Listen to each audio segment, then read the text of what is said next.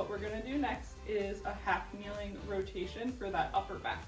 So Laura's gonna put a block, you can put a foam roller, a ball in between there for the leg that's up.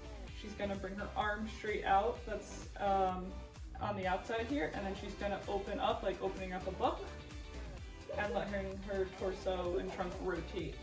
So she should feel it in that upper back area, and if she's getting that rotation, she might get a little bit further, but her lower body is staying locked out, that it's not, her hips aren't twisting with her, that bottom leg isn't rotating, and as long as she's doing it properly, that block will stay in place as well.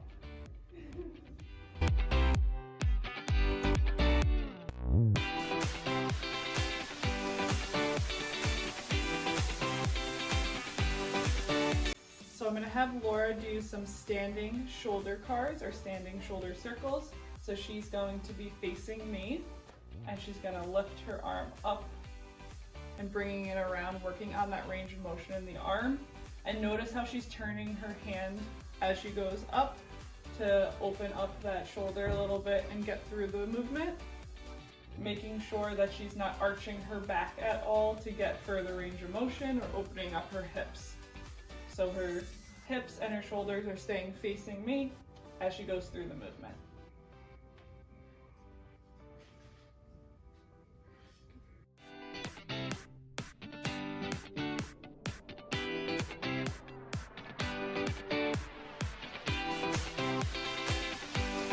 So I'm going to have Laura do an external rotation to an overhead flexion. So what she's going to do is bring those arms up and keeping them shoulder width apart, and she's just going to bring her palms facing towards the ceiling.